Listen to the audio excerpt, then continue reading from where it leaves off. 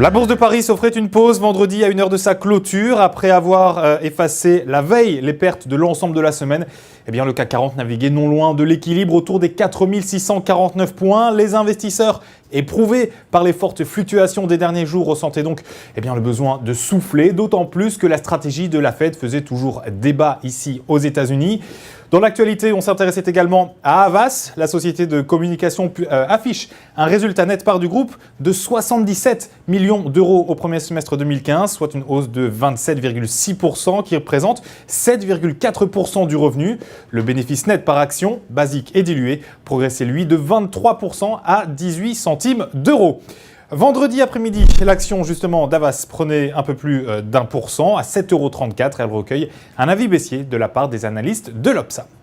Le groupe de luxe Hermès International proposait un résultat net consolidé par du groupe de 483 millions d'euros, 21% de vente, et un résultat opérationnel en progression de 20% à 748 millions d'euros au titre du premier semestre 2015.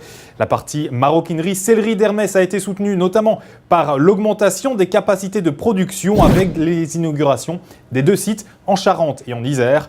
À Paris, vendredi, à 1 heure de la clôture, Hermès perdait quelques 1,80% à 316,25 €. Les analystes de l'Opsa ont un avis négatif sur cette valeur. On se quitte comme à chaque fois avec la recommandation du jour et ce lundi, il s'agit de Safran. Les indicateurs techniques du titre se sont retournés à la hausse, un titre du coup soutenu à court terme par sa moyenne mobile simple à 50 séances, tandis que le RSI est repassé au-dessus de sa ligne de signal. Une poursuite dès lors de la phase de rebond est attendue en direction de 71,30 € dans un premier temps. Le dépassement de ce niveau amènerait ensuite les cours sur les 76 €. Seul l'enfoncement des 63,30 €, vous le voyez, viendrait invalider ce scénario. Et pour jouer cette valeur, intéressons-nous à la stratégie qu'on vous conseille d'adopter. Et vous le voyez à l'écran avec donc l'achat du Warrant Call 6989T d'Unicredit.